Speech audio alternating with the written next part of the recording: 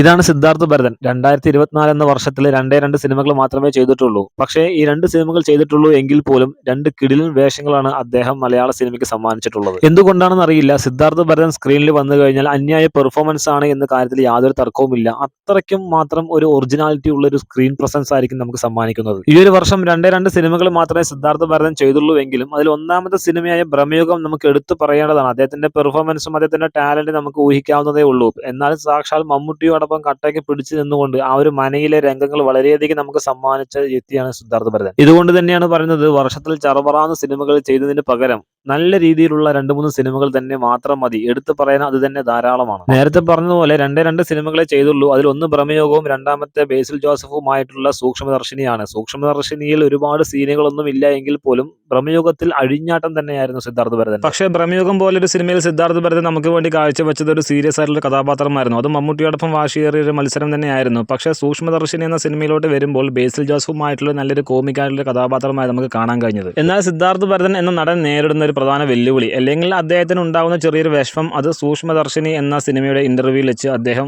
വാദോരാതെ സംസാരിക്കുകയുണ്ടായി. ഞാൻ ഇത്രയൊക്കെ സിനിമകൾ അഭിനയിച്ചിട്ടും ശ്രദ്ധിക്കപ്പെട്ട വേഷങ്ങളെല്ലാം മലയാള സിനിമയ്ക്ക് സമ്മാനിച്ചിട്ടും അദ്ദേഹം ഇപ്പോഴും KPSC ലളിതയുടെയും ഭരതന്റെയും മകൻ എന്ന ലേബൽ തന്നെയാണ് ഇപ്പോഴും അറിയപ്പെട്ടുകൊണ്ടിരിക്കുന്നത്. അതിൽ തനിക്ക് ചെറിയൊരു രീതിയിൽ വിഷമമുണ്ട് എന്നും അദ്ദേഹം വെളിപ്പെടുത്തുകയുണ്ടായി. ഇത്തരത്തിലുള്ള സിദ്ധാർത്ഥ് ഭരതന്റെ ഒരു വിഷമം അത് സോഷ്യൽ മീഡിയയിലൂടെ ഇന്റർവ്യൂവിന്റെ ഭാഗങ്ങൾ വൈറലായിക്കൊണ്ടിരിക്കുമ്പോൾ ഒരുപാട് കമന്റുകളാണ് അദ്ദേഹത്തിന് വരുന്നത്. എന്താണെന്ന് വെച്ച് കഴിഞ്ഞാൽ, ഇത്രയും ലെജൻഡ് ആയിട്ടുള്ള ആളുകളുടെ ഒരു മകൻ എന്ന നിലയിൽ അറിയപ്പെടുക അത് ഏറ്റവും വലിയൊരു ഭാഗ്യം തന്നെയാണ് നമുക്ക് കാണേണ്ടത് എന്നുമാണ് ഒരുപാട് കമന്റുകൾ വരുന്നത്.